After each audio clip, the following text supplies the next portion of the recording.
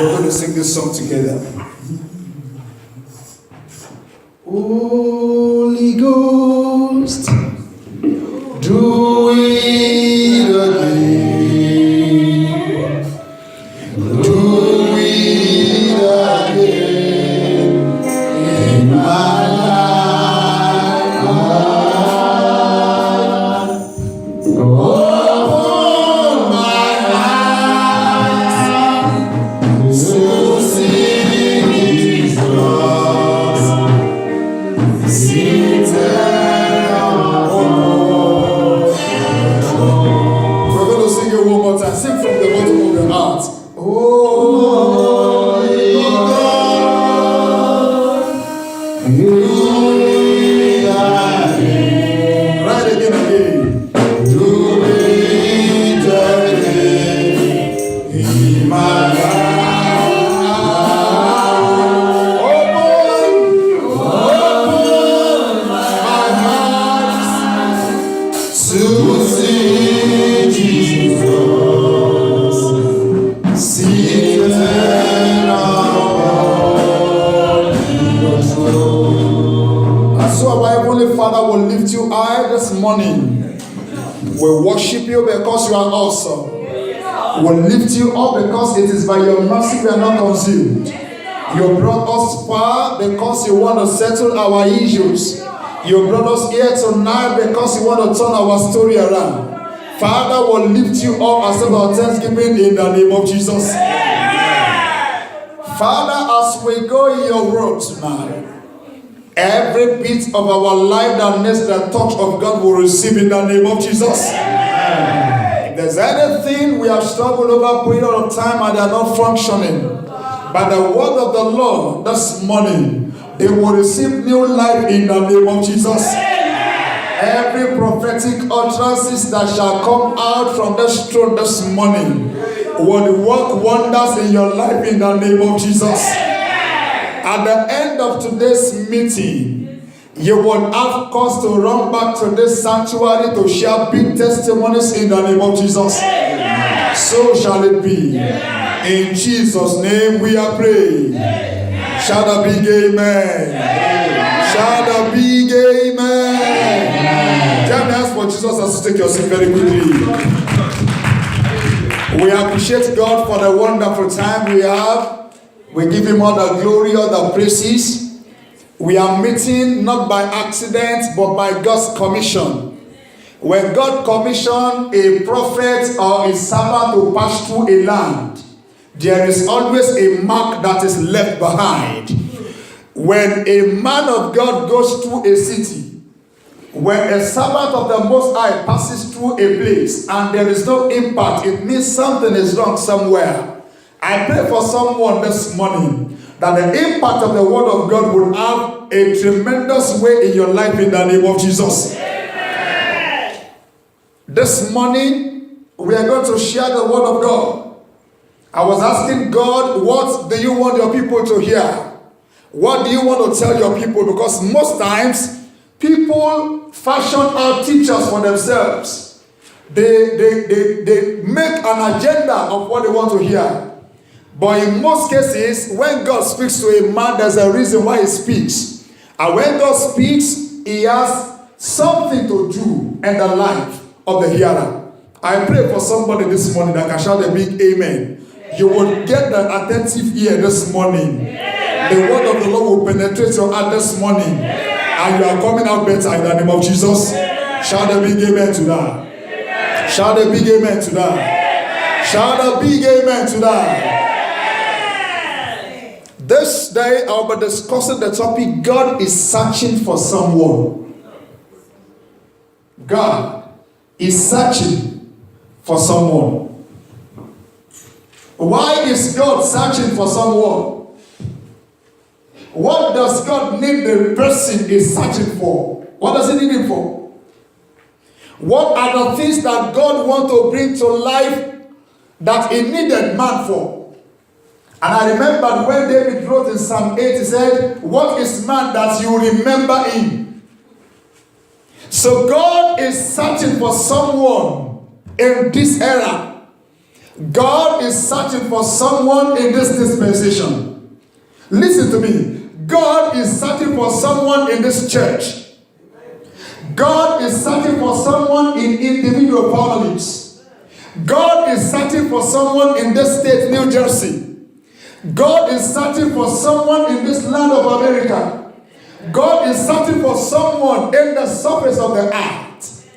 God had entrusted so many things in the hand of human being, but we have failed God continuously. God had placed some virtues in our lives, but we have messed them up so many times. God had given us different gifts per time, but we have made useless of the gifts.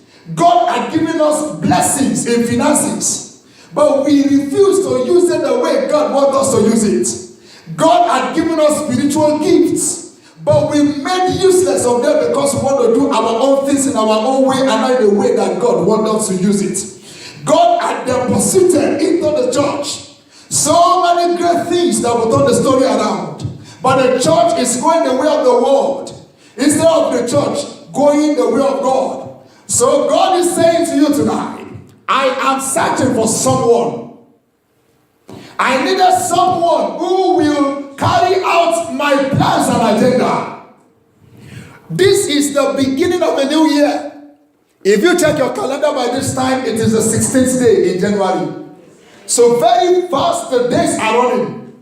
We had New Year a couple of days ago. By the time you close your eyes and open, we are out of January. We are already in February. I was in the store yesterday and then we saw Valentine gifts. And the person who I went out with said, January 13th gift in February. And I said, before you close your eyes and open it, January is off. February follows. And then gradually the month rose day by day. And it is important that the will of God be done. But he needed somebody. Say, I am the person. I am the person. We are going to know now. In 1 Samuel chapter 13, I quickly want to show you a man whom the people wanted, and God just gave approval. There are times that we pick men for ourselves. We have what we call the permissive will. When we pray at times, we give God the condition of what we want him to do. We are the one that dictates to God as if God is our slave. Without God, if you don't do it within now and Friday, I will not serve you again. Are you threatening God? So God looked at Israelites. When they said, we don't want God to lead us again, we want men to lead us. They said, we are tired of this judge stuff. Just give us a king. Because every community around them had kings. Listen to me this morning. That everybody around you does a thing does not mean God wants you to do it. Amen. So understand the concept. Understand the perception of God for your life. That people around you are going the other side of the road does not make the other side of the road the right way. That people are leaving one church for another, leaving one ministry for another, leaving one house for another, leaving one marriage for another, does not and will not make it the right thing. So they picked Saul, and Saul became the first king. God gave a simple instruction, but Saul failed. Despite all that God endowed Saul with, he failed. I pray for you this morning. Everything the Lord will command you to do this, and you will not fail him in the name of Jesus. Let me quickly show you in 1 Samuel chapter 13, from verse 11. And Samuel said, what? Thank you, man. Let me quickly just begin. What have you done? Samuel was discussing with the king. Saul said, when I saw that the people were scattered from me, Many shepherds, they go the way of the world when they see that sheep are scattered. They never find time to ask, why are they scattering? Many parents, when they see the children scatter, they want to use their own methodology. Not asking God, what have I done wrong? Where have I missed it that I need to correct to bring these things back? So he said to Samuel, when I saw the people were scattered from me, and you did not come within the days appointed, you have prayed. Because God had not shown up in your own time frame, you chose to go another way. Listen to me. None of us can help God. Tell your neighbor, you cannot help God. Many times we want to help God actualize some things. We want to speed it up because we believe we have a catalyst in our hands to speed materials up. But I bet it, if you are going to speed everything up, you are going to land yourself in a destination you never bargained for. So, he came to the point because he said he never showed up. There are times that God will have to wait. He wants to test your patience. There are times God will wait and linger. He wants to see how stretchable you are. There are times that God will give you a long rope to want to see how far can you go if I have not answered you. Many times we make God see reasons that he has to do it at our own timing. Our calendar is different from God's calendar. The Bible says, as the heaven is far from the earth, so his mind, his will, his thoughts are different and far from ours. And that is the reason impatience will destroy than build. When we are not patient enough to follow him. Listen, there are so many things that prayer can do. And there are so many things that prayer will not do. If you are hungry, God will not go to your kitchen to cook for you. All he has to do is to provide for you. Giving you the provision, you have the role to play. But many times, we want to make a fool of God. We want to pour everything on God. God, cook the food for me. God, add salt, add a little spice. So that you can become a madam. Open your chest wide and give commands. Immediately, something happened to him. And then the Philistines gathered together at Michmash. Then I said, the Philistines will now come down on Gilgal, and I have not made supplication to the Lord. Therefore, I felt compelled and offered a burnt offering.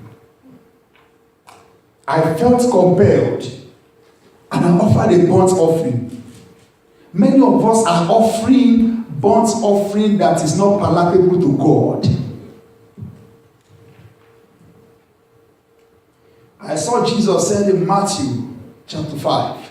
He said, if you want to bring a gift to God and you come so close to this area and you remember you had a grudge against somebody, say, drop your gift, go back, settle, and then come bring your gift. But even with grudges in your heart, with unforgiveness, with disobedience, you still bring it.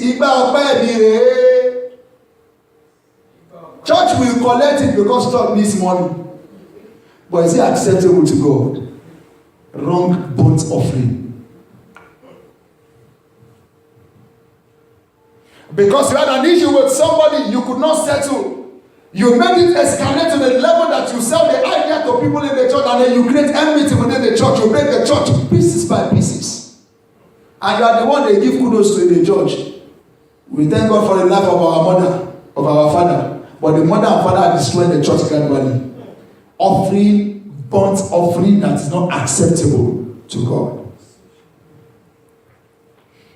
So this man saw God placed things in his hand, but he messed it up. Many of us are in the category of Saul today. Let me show you 5 things that Saul did. Saul was disobedient. He was a disobedient servant. Saul was greedy. The greed in him made him disobey God. God said, destroy the Amalekites. Destroy all, not leaving anything. And when he got there, he took the king. I will take you to my palace to become a slave. So anybody that comes to my palace, I will say, can't you see that man? You don't recognize him? He's the king of the Amalekites. He's not my slave. Was that what God asked him to do? No. Greed made him pick all the big cows. And then the sick ones, they burnt. If you are greedy, you will not be able to do the will of God. If you are greedy, when God deposits some things into your life, for the benefit of people around you, your greediness will make you want to make you selfish to yourself. Many times, God has given us so many things. Some wisdom to share with others. Some spiritual materials to share with others. Some gifts. Many stores are filled with things that are not used. And there are people who needed those things in your own store. And then you will boldly come out and dance and raise up and say, so we lift up holy hands when you are not doing the will of God. Greed has finished us. Why is our country, why is the nations of the world what they are today? Greed. Because we chose to disobey the word of God. Number 3, Saul was merciless. When God said destroy the Amalekites, why? Because he knew that these people, if some of them are left, when they grow up, they want to wage war against the country. But he never saw it that way. So he killed some, left some.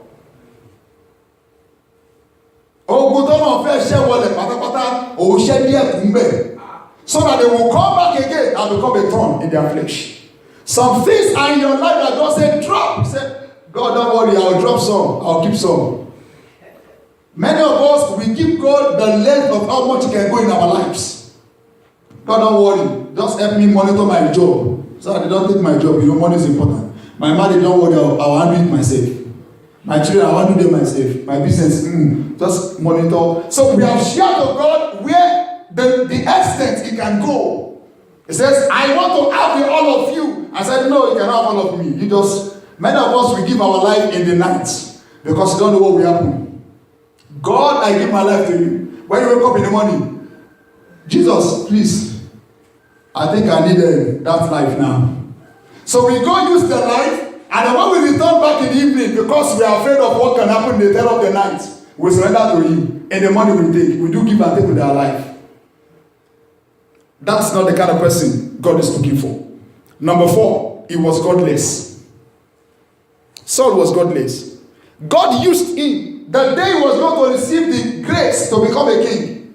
The Bible said he prophesied, but he never did again. That was the only time. Because God left him, he left God, and he was run after sorcerers. Many times we leave God unknown. Yes, we come to church. Yes, our garments are clean, they are white. I love our hymns. Òtítọ́ Jésù fagbára wẹnu mọ́. Àwẹ̀ nínú ẹ̀jẹ̀ ọ̀dọ́ àgùntàn. Do you know, many times you sing the song asking somebody a question, but your own garment is as dirty. So when I want to sing it, I sing this way. Ṣèmòtítọ́ Jésù fagbára wẹnu mọ́. Kò wẹ̀ mí nínú ẹ̀jẹ̀ ọ̀dọ́ àgùntàn. Aṣọ mi àfunfun ṣóṣì mọ́ láúláú. Káwẹ̀ mi nínú ẹ̀jẹ̀ ọ̀dọ́ àgùntàn. Àwẹ̀ mi nínú ẹ̀jẹ̀ ọ̀dọ́ àgùntàn fún ọkàn. Aṣọ mi àfunfun yóò sì mọ́ láúláú. Àwẹ̀ mi nínú ẹ̀jẹ̀ ọ̀dọ́ àgùntàn. Many of us are not washed, but you are asking somebody if he or she is washed. A blind man trying to lead another blind man. He that has a plank of wood in his eyes trying to help somebody with a speck in his eyes. Saul was godless. Men in this generation are becoming godless by the day. Churches are becoming godless because we have made it more of a social center than a spiritual center. Saul was godless. Number 5, he was destructive. 5 characteristics that destroy the kingship of Saul. And in verse 13 of that passage, 1 Samuel, and Samuel said to Saul, you have done foolishly, because you are disobedient, you are greedy, you are merciless, you are godless, you are destructive. You have done foolishly. You have not kept the commandments of the Lord your God, which he commanded you. For now, the Lord would have established your kingdom over Israel forever. God would have established that kingdom. God would have made you that glory he promised. But because of these 5 major things that are still showing forth in your life, he says, oh, I'm sorry. I would have established this kingdom. Say, but now your kingdom shall not continue. He lost it. You will not lose it this year in the name of Jesus. Amen. Somebody is not saying that you will not lose it this year in the name of Jesus. Amen. Saul lost the kingdom. But what baffles me most is the following statement. Say, the Lord has sought for himself a man after his own heart. In my study, I discovered it was in chapter 16. This is chapter 13. It was in chapter 16. God just saw the man, but he had been searching for the man right from long. God says, I should tell you this morning, I am searching for you. Do you know, in the Old Testament, it was men that searched for God. In the New Testament, God is the one searching for me. I don't know, maybe you get it. Yes. Men were looking for God in the Old Testament. There was a period of 400 years that God did not say anything to anybody. People needed God, but he was not speaking again. He kept mute. And when he was going to speak, he spoke the word into flesh. I said, his name will be called Jesus. He will take away the sin of his people. And in John chapter 3, he said, for God so loved the world. And when Jesus came, he was searching for men. When he was going, he said, I release you, go and preach the gospel.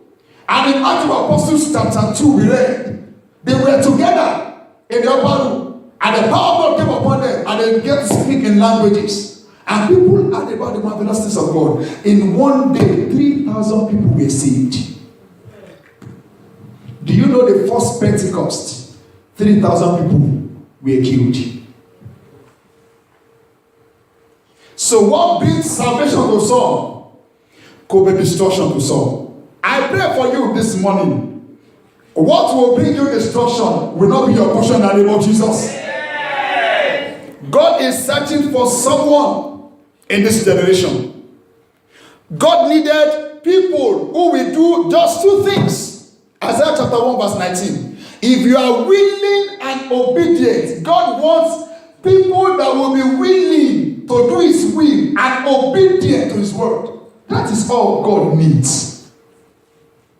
I don't know, maybe you're here this morning and you want to be among the people that God needs. I don't know, maybe you have made up your mind that this year you want to serve God like never before. See, each day we sleep and wake up, the coming of the Lord draws closer.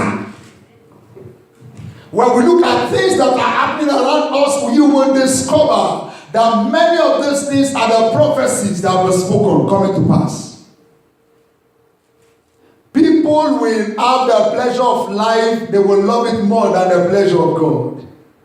That is why we'll come for prayer meetings and people will find time to go somewhere else than come to pray to God. Because convenience is there. Saul was so much convenient, so he could disobey God.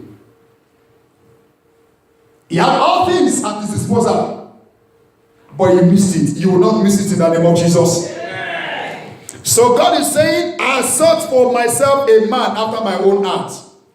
God said, I should tell you this year, be a man after my heart this year. There are so many pronouncements he wants to release for you. But he doesn't want to waste his kingdom resources again. He had given people, they have wasted it. So God is looking for a servant, a child that will not be wasteful. God is looking for a son and daughter that will be able to use the blessing in the right way. God is looking for his children that will be able to use the spiritual gift in the right senses. God is waiting. Our church, most of the times, the gift we have, we use it for our personal gains. In 1 Corinthians chapter 12, the Bible says the gifts are given to profit for God. But today, you will hear somebody will say, we are going to pray. When we pray for you, immediately you get the contract, 50% of the is coming to Alagba. It is in our today's church. I see people hammer on tithe. Oh, the tithe, you want? Why did you bring your tithe? You don't need to bother anybody to pay tithe. What's up the teaching? You have the choice to make, either to pay or not to pay. Giving is not forceful. The Bible says, I want a cheerful giver. Nobody should begin to untwist you. People untwist you because you don't understand the Bible. How will somebody say, give me, okay, want to give $1 million? Because what prayer does he want to offer? Listen to me. A giving that you are forced to give does not have any reward. So when you give willingly from your heart, obeying the word of God, God will replenish. In Luke chapter 8, 6 verse 38, it says, give and it shall be given. Good measures, shaking together, pressed down, and then overflowing. You are only doing one, give. And then look at how many is doing. He's giving back to you one, shaking together, pressed down, overflowing. You give one, is giving back to you in fourfold. So why must somebody force you? Why should you be pushed before you give to the things you're supposed to give to? God is saying to you this year, I want children that will be obedient. I'm searching for people that I can trust with my blessings. God said, I'm searching for people I can trust my spiritual gifts with my power. God wants to turn this environment around with this church, but he needed people that will be sincere and truthful to him. God wants a faithful steward. Will you be one for God this year? Make up your mind now. Let me show you the blessing that God has in store for people that he wants to bless. People that will be willing to follow him. Psalm 89. And we're going to be praying. It's not how long the sermon is. It's how detailed and qualitative it is. Psalm 89 from verse 19. Said, then you spoke in a vision to your Holy One and said, I have given help to one who is mighty. I have exalted one choosing from the people. There's somebody here this morning. I hope your faith will click to this now. It says, I have exalted one chosen. Among the chosen that the Lord will use to turn around stories in this country, you will be one in the name of Jesus. Amen. Is that the loudest amen? Amen. They used to say something in Nigeria. Wọ́n ní gbogbo nǹkan ní àwọn ṣọ́ọ̀ṣì ìgbàlódé ni wọ́n gbà lọ́wọ́ Séráfù ṣùgbọ́n wọ́n rí kíní kan gbà. God bless you, sir. Wọ́n gbá mú. Ibi tó bá dé àtúnṣe àwọn àmì. I say, out of the people that will be elevated this year by God, you will be one in the name of Jesus. Okay, we are coming up. Amen.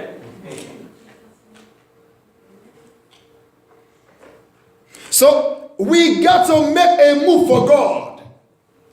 It says, I have found my servant David. Will you be the David he needed in this generation? Will you be the David he needed in this church? Will you be the David he needed in your family? your place of work?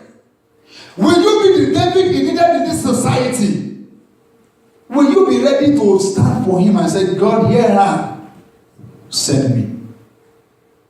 He said, I found David. Because you are here tonight, God is finding you out in the name of Jesus. Yeah. One thing amazed me. He says, with my holy oil. Somebody say holy oil. Holy oil. It means oil is different from oil. Some people are ordained with Ororeja, fish oil. Some people are ordained with oil that they have used to fry meat, chicken. And they just park it somewhere. And when they want to, that's why their life is not moving forward. But it says, he anoints me with holy oil. When anointing of God comes upon the life of a man, it begins to make exploits. I pray for somebody here this morning that the holy oil of God that will make you a make exploit for the kingdom of God this year will come upon you in the name of Jesus. The Bible says, anointing breaks yoke. So when the only oil comes upon you as an anointing, no matter how young you are, it will make you break yoke. David was first anointed at 17. He didn't get to the office until 30. 13 good years he was in the training process. In the course of the year, he saw one man talking uselessly to the children of God. And he went to the king and said, I will deal with this man. And he said, I will give you. He said, I cannot even carry it. And he picked only 5 stones because anointing was upon him. He was able to destroy a soldier for over 40 years that all the soldiers in Israel could not face. I pray for somebody here this morning. The challenges of people older than you cannot face. This year you will face, you will overcome in the name of Jesus. Is that your Lord and say amen? With whom my hand shall be established. God wants to establish somebody this year. Say, I'm the one. I am the one. I shall be established. It says, with whom my hand shall be established, also my arm shall strengthen him. In everything you do in the presence of God this year, the arm of the Lord will strengthen you in the name of Jesus. When I say the presence of the Lord, I do not mean the church. Many of us believe the presence of God is in the church. Stop deceiving yourself. Tell your neighbor, stop deceiving yourself. As a child of God, you are a carrier of God. So anywhere you are, even in the toilets, you are in His presence. On your bed, you are in His presence. That is why you cannot afford to misbehave anywhere, anytime. Because God's presence is everywhere. So don't wait until when you come to church and you come and do holy, holy, holy. And then the moment you step out of the door, something else.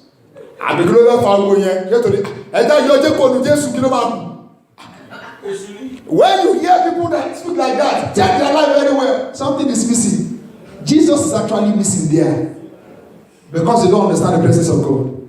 But this year, His presence will go with you. It will strengthen you. In the name of Jesus. Say, the enemy shall not outwit him. The word outwit means outrun, means overcome. God is saying this year to somebody, I don't know, maybe you'll be able to claim it. I will. This year, the enemy will not outrun you. Yeah. Oh, you don't understand. The enemy will not overcome you. Yeah. He didn't say they will not come. Listen to the word of God. He did not say enemies will not come.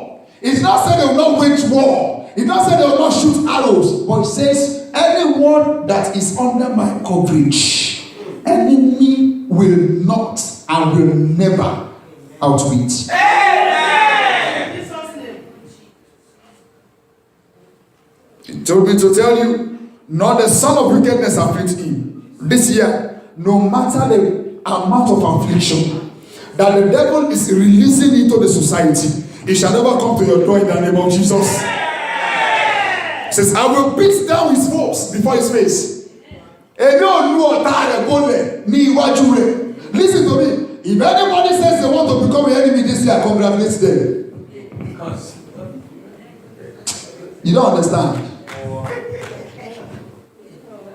If you choose to be my enemy this year, I'll just say congratulations. Thank you. Welcome to the battleground. Because God says He will beat them down before my face. Hey! Anyone that wants to fight the child of God is fighting God. Yes. And the Bible says it's a dangerous thing to throw your leg to buttocks without shoes. Only jẹ ìrora ẹ̀ but àpàṣẹ ìdúrà ìwọ bàtà ìwọ lọ jẹ ìrora ẹ̀. So if anybody says they want to raise anything against you, you just go to God and say, God, they have come, like you said, but you promise you will beat them down before my face. So get to work. God will surprise you this year. You don't understand? It will surprise you this year. It says, and plague those who hate him. He told Abraham, he said, those that bless you, I will bless. Those that curse you, I will curse. You see, I don't like praying enemy prayer because their judgment is already on them. So if anybody sits somewhere and say they want to curse me, the word of God has said it. Anyone that curses me shall be cursed. If anyone is blessing me, I don't need to pray long prayer for you because God has said anyone that blesses me will be blessed. Principles. Many times we waste our time praying some nasty prayers. All you need to do is follow principles. God is the principal and the prince of principles. So once you follow his principles, you are going to enjoy the benefits. So stop bothering yourself so much about the enemies. We give them so much attention. That's why they are doing like this. Once you let them know, I know you are there, but I don't have your time. I have better things to do with God. Thank you, Jesus. Thank you, Jesus. And we will look at it. Is he sick? We are shooting arrow. Is he saying, thank you, Jesus? The moment you allow their works to affect you, they will begin to laugh at you. But when you call their bluff, they will be in confusion. They will be asking, did we really get this person? Shall I get it? What about get you? And he miss you. You are giving that confusion already because you are on God's side. This year, anybody that said they want to rise against you, they will fall for your sake in the name of Jesus.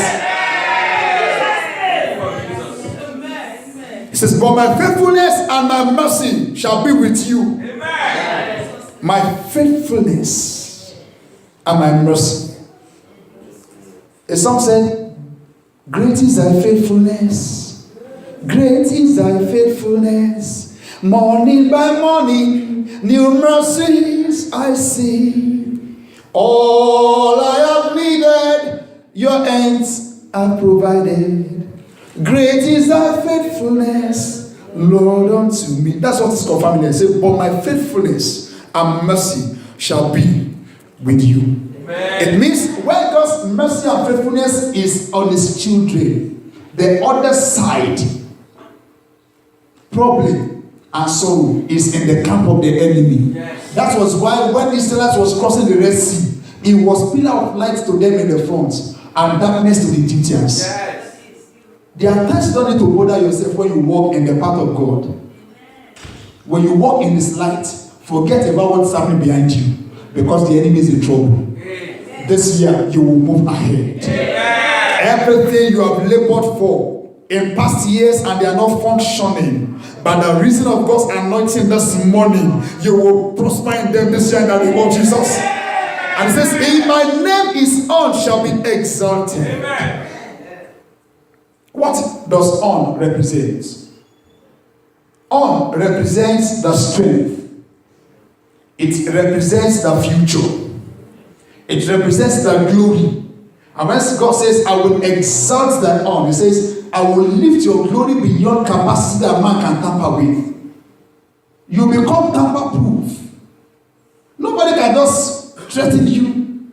I don't feel threatened by anything. I don't.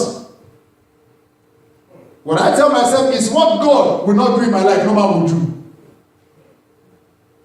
So if I'm asking God for a thing and it's not manifesting yet, I know God will do it in His own time. So I don't get the stuff over anything. This year, God is saying, I'm searching for you because I want to endow you. He told the disciples, he said, tarry ye in Jerusalem, Acts 1 and verse 6, until when the power come. And he said in verse 8, and you shall receive power when the Holy Spirit comes upon you. And in chapter 2 verse 1, they were praying, they were seeking the face of God, they were waiting. Learn to wait on God this year. For anything, learn to wait on God. Because as you wait, it releases the empowerment. No man can make an impact without empowerment. That is why you cannot afford to run away from church. Information will give you transformation. Not just ordinary information, but the information from the Word of God.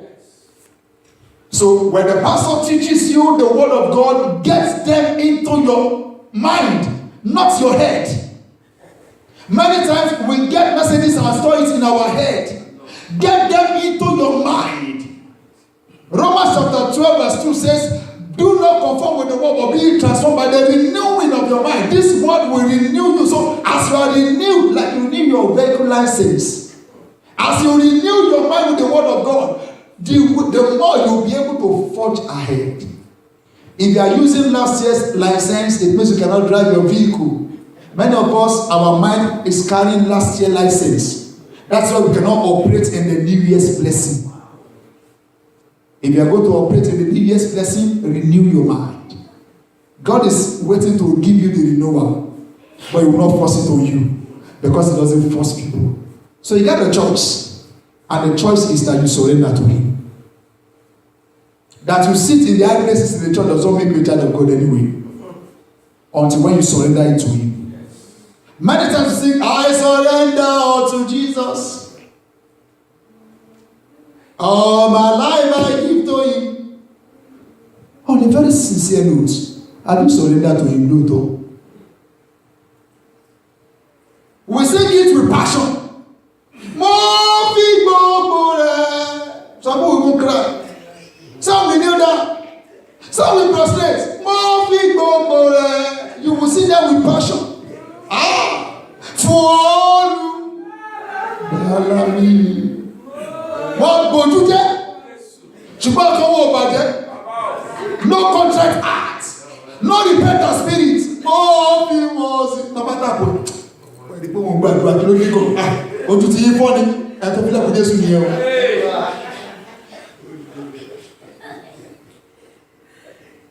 Choir will say, mo fi gbogbo rẹ̀. But they still go fornicate. Wọ́n fi gbogbo ẹ̀ lóòótọ́. Alàgbà will say, mo fi gbogbo rẹ̀. But they still go to beer parlour and drink. They still run after other women's wives.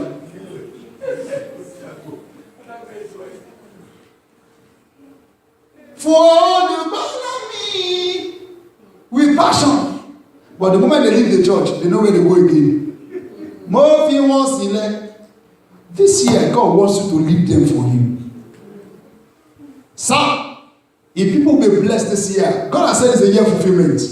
But you will not fulfill until when we are in the right place. Yes. When you leave the right track and you run in another person's track, you are missing your location. So get to the right location so that you can get the right blessing. Rise on your feet and we're going to pray together. Rise on your feet. It's not a day of long stuff. But I'm trusting God that because of the word we've had this morning, everything in your mind that needs the touch of God will receive in the name of Jesus.